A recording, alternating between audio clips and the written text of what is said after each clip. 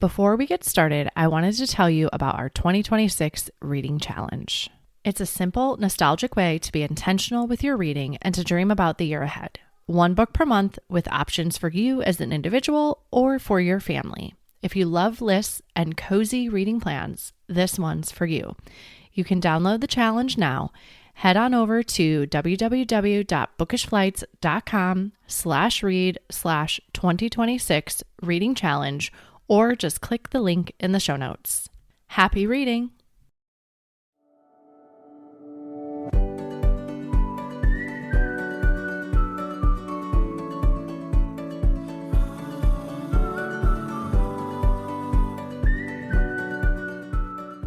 Hi, I'm Cara Infante, and this is Bookish Flights, a podcast where we tell our stories through our favorite books.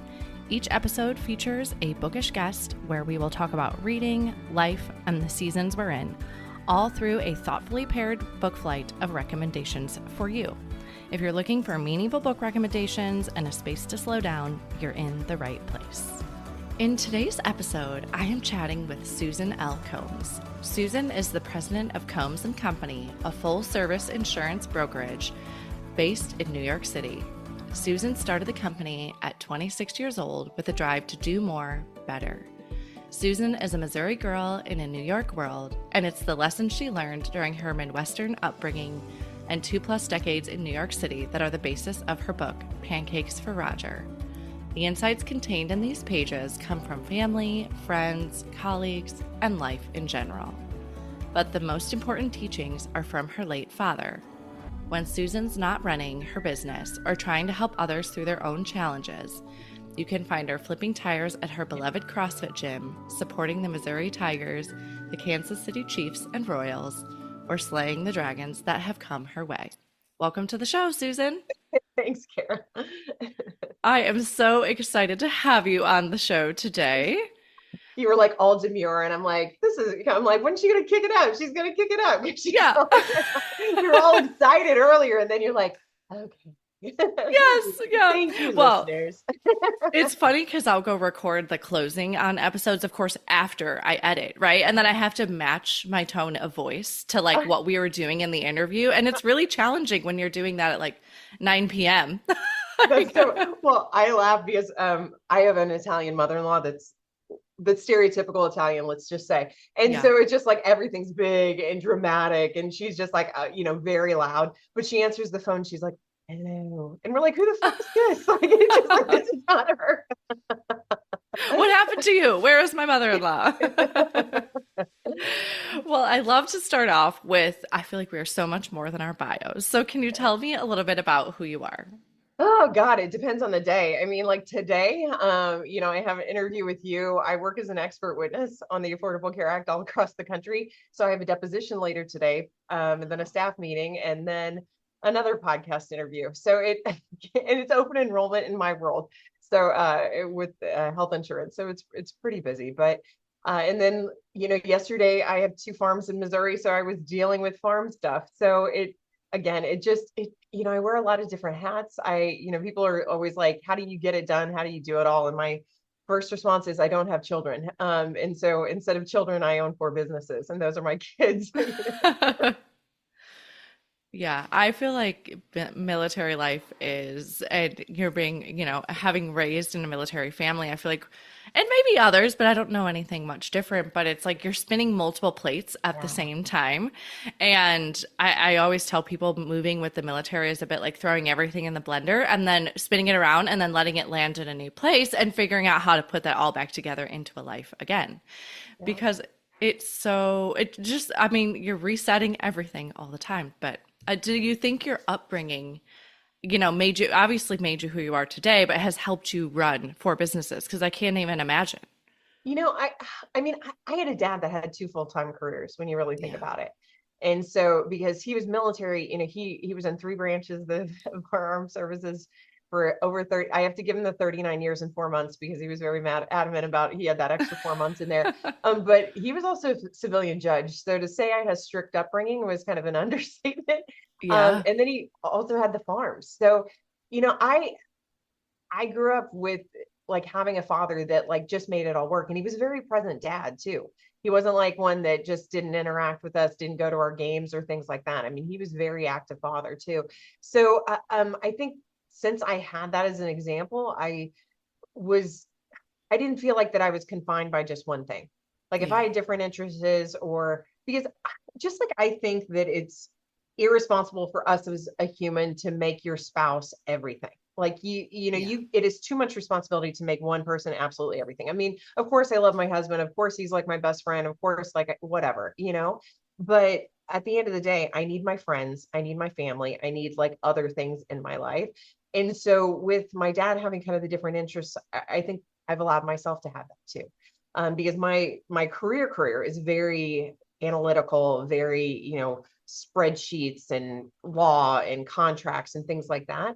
So I know for myself, I've had to have other creative outlets. I mean, like the Yeah. writing the book and public speaking. And I mean, also in fourth quarter hell, I always have a creative thing. Like I'm making Christmas ornaments at night now, just to have something where I can't have my phone on and I can focus. And I also, read quite a bit at night too, just to turn my brain off and not look at a screen.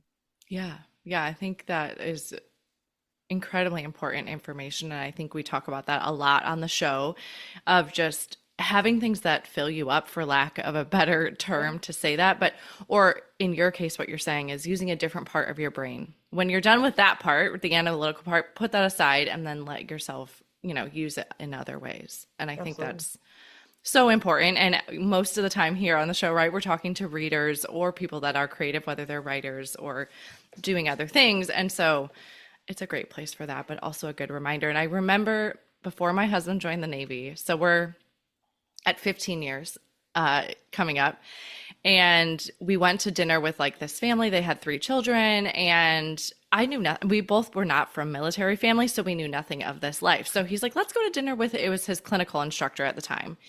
And they can kind of tell us a bit about this life, right? And I mean, until you're in it, you have no idea of what you're getting into. But she told me, and it stuck with me at that time, that you always need to have something for yourself. Yeah. And again, I didn't really know that. I didn't have children at the time. My life wasn't what it is today. And now I still hear those words 16 years later. Yeah. I think that's so important. I mean, my husband and I always think that like we're independently dependent, if that makes sense. I Yeah. mean, it's just like we both have our own, like my husband's an endurance athlete. Like he just did this thing called the freaking ghost train that was an ultra marathon. Oh, I was Um, like, I haven't even heard of this. it's Okay. it's insane. It's insane. Like in 2 weeks before, he did a 152-mile hike thing with a team, and it's just so he does these things. Do I Okay. have a desire to do these things? Absolutely not. Yeah. But am I happy that he has that? I'm like, he doesn't do drugs and he doesn't go to strip clubs. You do as many freaking endurance races as you want, Yeah. you know? But it's just like that's something that's his. And it's Yeah. something that I don't invade. Like if he wants me to be part of his pit crew or whatever, I mean, like I took him his chair this weekend. Like he had forgotten his chair and I ran his chair back out there. I'll definitely support and things like that. But just like, if I want to go take a class and do something, or I want to do a girls' night, or I want to, be in the laundry room making Christmas ornaments and not talking to anybody for a couple hours. Like he lets me be who I am. And so Yeah. I think that's so important. I totally agree Yeah. with that, that woman that you spoke to then. Yeah, and I think with your dad having that example of being extremely, in the society's eyes, well accomplished and having, like you said, working 2 full-time careers, but still being present, he showed you there's a balance Yeah. there. Yeah. So, But I will say, because I do think we get a double standard as women a lot of times. And I'll tell you, my mom harps on me all the time. She's like, Susan, you're going to get an ulcer. And I'm like, lady, if I haven't gotten one at 46 years old and you haven't given me one in the past 7 years that dad's been gone, I'm not going to get one. But it's just, my dad worked just as much, if not more than I do. yeah, And it's I true. don't have kids to come home to. And so it's just, it's interesting that, a lot of women our mothers' ages don't almost embrace that, or they're not okay with it. And also too, I know I'm stereotyping here, but my mother was also of the generation that she didn't really have to work. Yeah, And so she doesn't understand the whole corporate America and having people respond, my father was military and he was also a judge. He had a staff, but it wasn't like he was signing the paychecks. and looking at a P&L and, making sure that, we need to move money around for taxes and things like that. Being a business owner is much different, and you have a responsibility to other people's livelihoods. Yeah. And there is a tremendous amount of pressure that goes into that, but I enjoy it. And so, again, it's not for everybody. It's not for what my mother would wish for herself, but my dad, I know, would be proud because he related to it. He was the one I talked to about the business stuff because it just kind of fell on deaf ears a little bit with my mom. Yeah.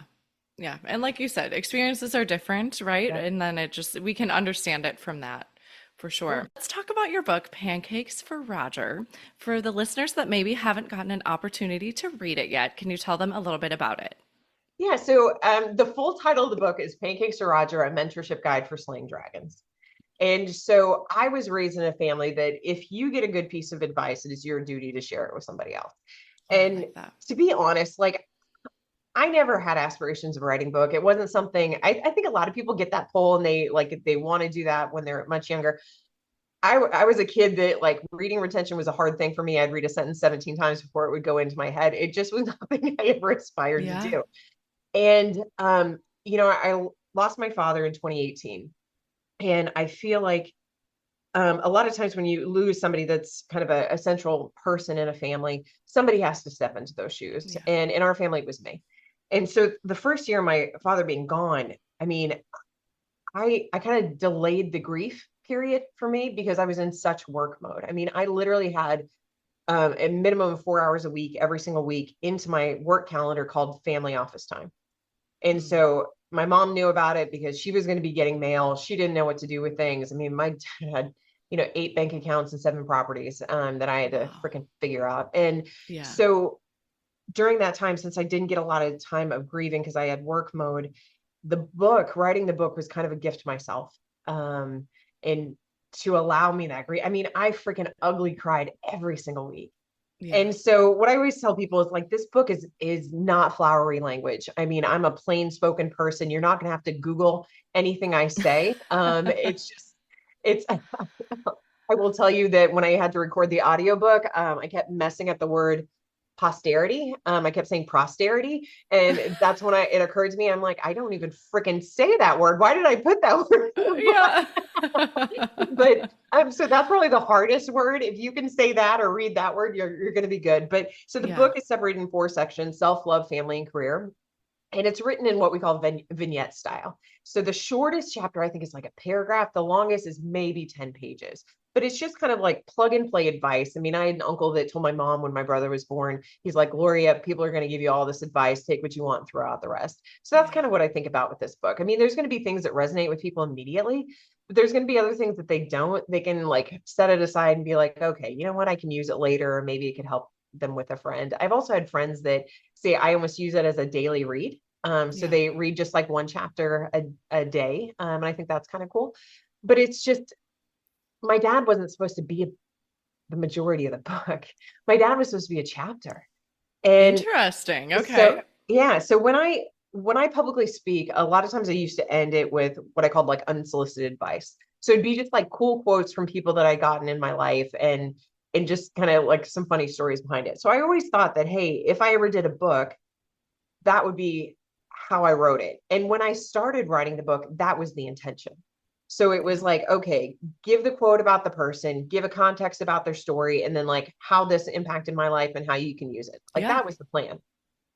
And then I got to writing, and then the freaking general, as they do, came in and took over the whole freaking book. And so I would say probably about 80% of it is, kind of dad-isms. And, I mean, I've gotten some really cool compliments. I mean, I have a friend that he was actually the Marine Corps representative at my dad's funeral in Missouri. So we had a funeral in Missouri for, like, kind of immediate closure for the family. Sure. And then my father was ultimately buried at Arlington, and a year later, because that's how long it typically takes to get your date there right now, because there's on average 40 funerals every single day at Arlington. Wow. And I didn't know that. Okay. Yeah, it's insane. And so it's just like, so my father passed away August 22nd. 2018, and he was buried September 27th, 2019. Wow. And so, this Marine that I met at my dad's funeral in Missouri, he buys the book every single time. He was also a Purple Fox. My dad was a Purple Fox as a helicopter pilot. And he buys the book for any military guy that he knows that's having a child as a Oh, guide to raise like a strong daughter or son. Because the one thing that I didn't realize until military people started reading this book is they're like, Susan, this is so much of the training that we get. So a lot of the interesting. little Okay. antidotes and things like that are things that my dad got in boot camp or things that Yeah. my dad got when he was, at, the military war college, type of thing. So it was kind of cool to hear that. And then I have a dear friend in New York City that she was raised in the foster care system. And she never knew her father. Yeah. And she said, I wanted to read this book because I wanted to know what it was like to have a good. Yeah. I mean, it still Yeah. gets me to this day because it's just like I had a great dad, and I know not everybody does. So I'm very sensitive to that, and I even say that in the book that like, look, some people don't have a good dad, and and I understand that. I had a great dad, and hey, if you want to use mine, if you will, for some good dad-isms and some good dad advice, go right ahead. But Yeah. that's still, from Shalita, that still is such a compliment that I think I'll always take with me because my goal was very simple. I mean, I I'm very much realistic, and I knew like I'm not going to write a New York Times bestseller, right? It's just like that doesn't happen. Typically, it's like needle in a haystack. Yeah. Well, and that wasn't your goal, right? No, Like that wasn't what you set out for in no, the beginning. Yeah. exactly. I was like, I want to bring more recognition to the veterans clinic that I support at the University of Missouri, and I want to help 5 people. Those are Yeah. my goals. And so it's just like within the first year, we could see such a huge uptick in donations for the clinic. So we knew we impacted that.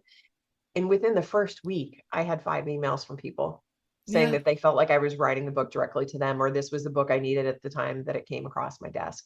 So I feel like, hey, anything else at this point is just gravy. Yeah, absolutely. I think that to your point, right? It's your dad isms, Yeah. but it was so applicable to all. So listeners, if you're thinking that, like, okay, but I loved the anecdotal story that you'd have to go with, like you said, the saying or the lesson, because then I think it just made it all the more real and you can see that actionably in everyday life. And so I could see where someone would pick this up, and being shorter chapters, just read a little bit every morning and you finish a chapter and then you move on and maybe you'll try to apply that concept or that saying to your life that day, right? You could use it very actionably that way.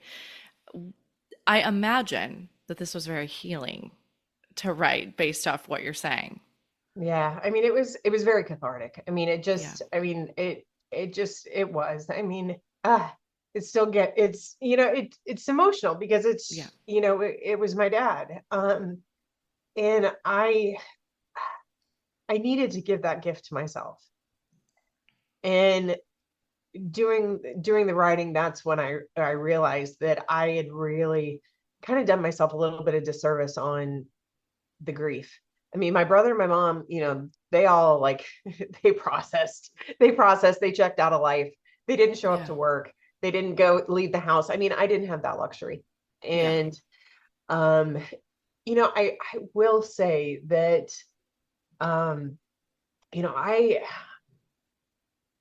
I'm able to say I have no regrets with my father's relationship. And that's a great place to be. Yeah. Because it's just I spent the time with him. I showed up. I know I was a good daughter like the last year of his life. And being able to be his caregiver, and I learned so much. Yeah. But um, I also think I put a little bit of unrealistic expectations on myself. I mean, I remember promising my dad before he died that I would take care of everybody. I mean, I remember him saying, it was probably 2 weeks before he passed, and he was like, it's going to be so much on you when I'm gone. He knew. I mean, Yeah. he knew. And I said, I know, Dad, but I said, I learned from the best. Yeah. And I mean, my whole family would tell you, like when I was 10 years old, they knew that I'd be the one that was gonna, I mean, I'm the youngest one, but it's just Yeah. like I was always the one that always had my head in the game. Yeah. And so I'm tremendously lucky for the lessons that he gave me. I do think that sometimes I do take on way too much responsibility. And it's just, I mean, but I was the kid that did that too. So Yeah. it's just who I am as a person, I think. Yeah, you recognize that about yourself, Yeah. but it doesn't mean it's necessarily going to change, right? Exactly. Well, what did you learn about yourself through writing this book? uh, I think, I mean, I will tell you, I was proud of myself with this. And I've always been one of those people that people just come to for advice. I'm very I'm an empath, so I pull on the energy and I can tell when something's wrong with somebody typically. And so I'm one of those people, like literally I'll be in the grocery store line and all the checkout person will be like just off. And I'm like, is everything okay? And then it's just Yeah. then they word vomit on me of like how their child is disrespecting them and their husband left them and like it's just their life. I'm Yeah. like, oh man, I should have just kept my mouth shut. But Yeah. but I think for me, I had a mentor and I talk about it in the book about like having a stretch, something that seems bigger than you. And that's where you really learn as a person. And this book for me was a stretch.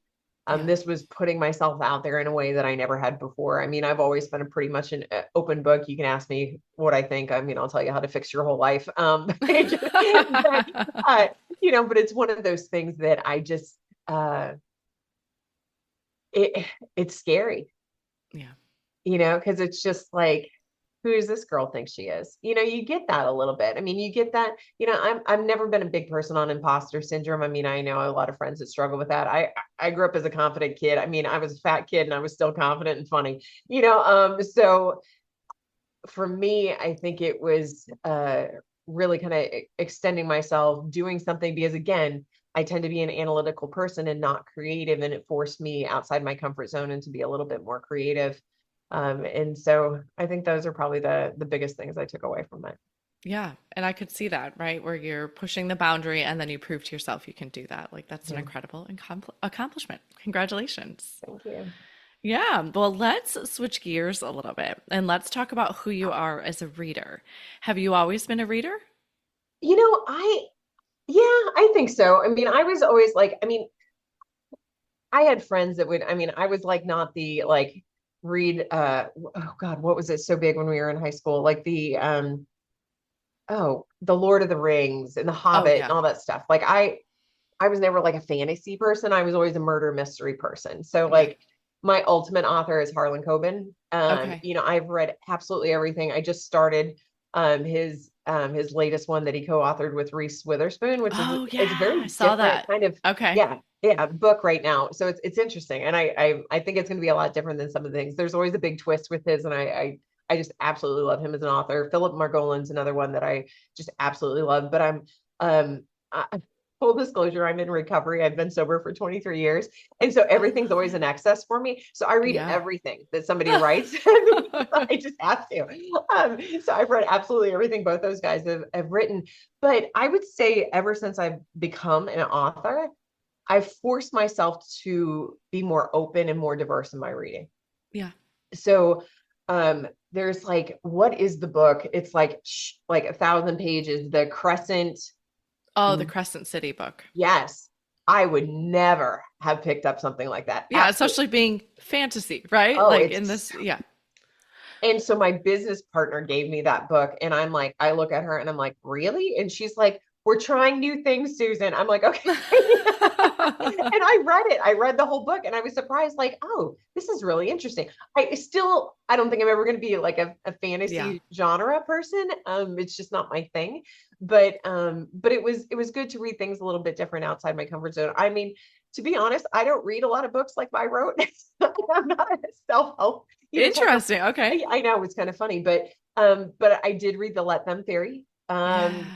And I really like that. And to be honest, like if you have listeners or readers that are in recovery, you guys will know it's just a Serenity Prayer and Al-Anon all in a book.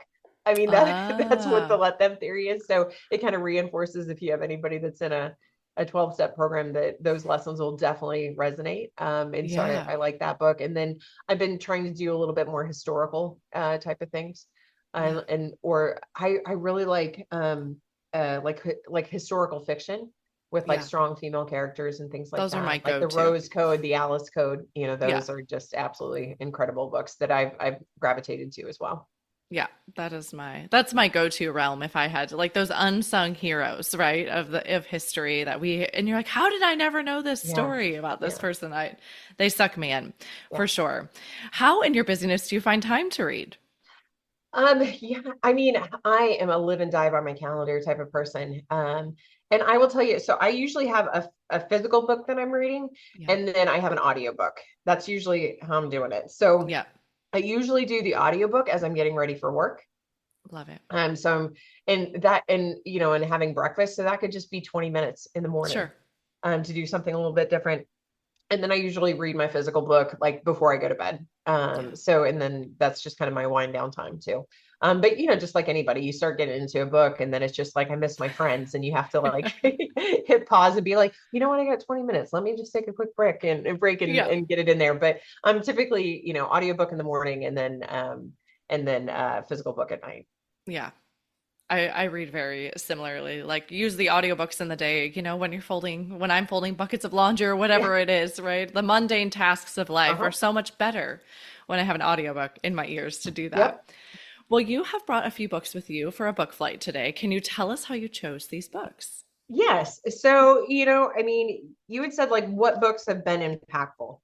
Yeah. So, do you want me to go through them now? Yeah. Yep. Okay. So of course, like I have my book, Pancakes to Roger Mentorship Guide to Slaying Dragons, because in terms of a book changing my life, this I would say changed my life more than any book, just because I mean the process, going through it, pulling together the stories and things like that, and just seeing how things went. I mean, so that definitely Yeah. has impacted my life.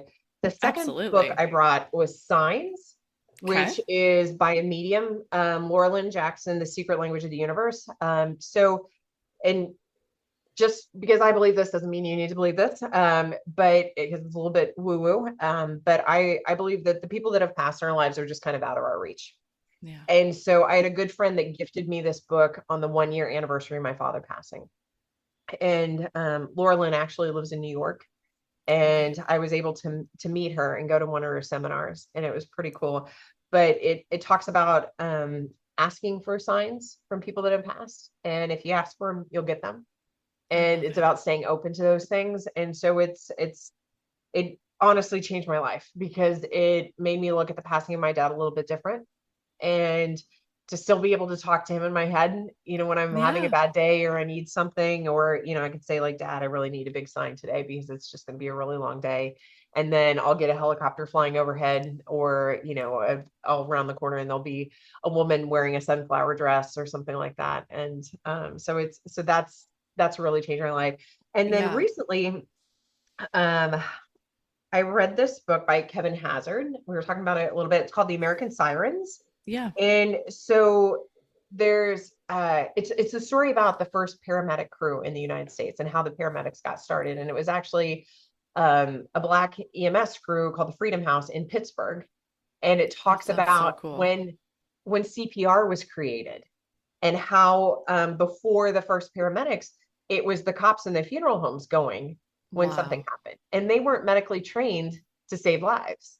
And Yeah. so it's very cool, because it talks about the story of those guys that were part of that first crew, and how it became about, and the trial and the errors that they went through. And so I mean, it's historical, but it's written in a story way, so it keeps your interest, because you know how like Yeah. some of the things that are so like, it's all factual and things like that, you can just Yeah. kind The of glaze over. nonfiction, the heavy Yeah. nonfiction. You're like, okay. Yeah, so it's just like, but this is, yeah, but it's really cool, because you learn the stories about the men, and the women, that were Yeah. involved in this, and it was really really cool. So I even had some girlfriends that grew up in Pittsburgh. One of my girlfriend is actually, she's Black and from Pittsburgh, and her father was a minister in Yeah. Pittsburgh. And so I asked her about it. I said, "Did your dad know any of the Freedom House guys?" And so then she was able to ask him, and she's like, "Yeah, he did." Wow. And so it's just kind of cool, where it's like you kind of like Yeah. What year intersect your was life. that? Like out of curiosity, because I have no idea about this Yeah, story. so this was like in the 60s, Okay. I was or like, yeah, when did or we get like the this? 70s. I think it was like Okay. the end of the 60s, right into the 70s. And so, Yeah. but it just was, yeah, really, really interesting. So yeah, so that's that was the book that, like, because I read a book about a week, Yeah.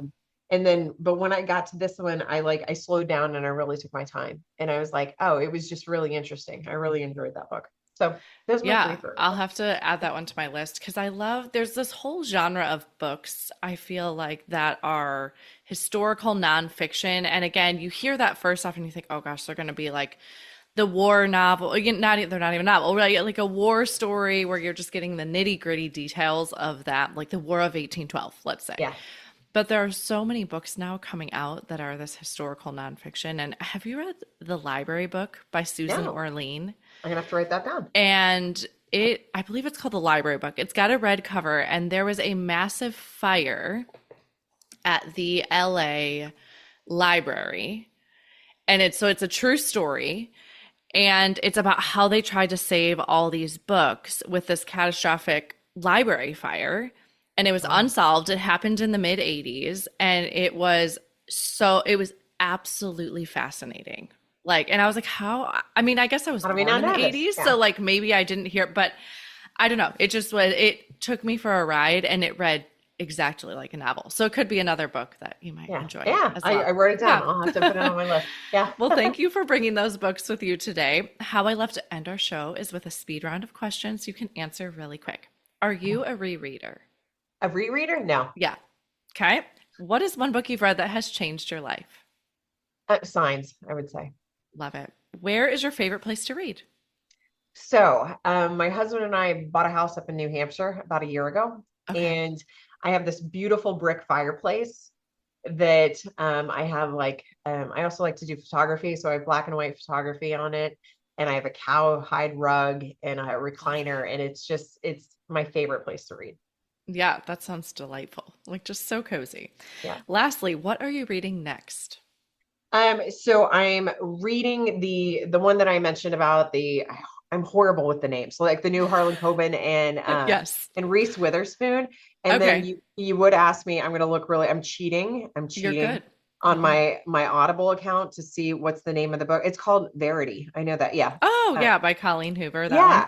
Yeah. So I'm in chapter 5 right now. That's my audiobook. So don't ruin any spoilers for me if you've read I actually haven't read that one, but I've heard that's very different than her other ones. Like everyone's like, oh, that's the one that's really different. I'm like, okay. Well, see, and I've never read anything by her. Yeah. So it just popped up as a suggestion. I was like, let's try this one, So yeah, absolutely. Well, thank you so much for coming on the show with me today. I know your time is precious, and I appreciate all you've given me. Thank you for having me. I really appreciate it. You're welcome. Thank you so much for listening to this episode today with Susan Combs, including her book flight of impactful books. We'd love to hear what book was impactful for you at bookishflights.com. At Bookish Flights. If you enjoyed the show, please head over to Apple Podcasts and leave a review.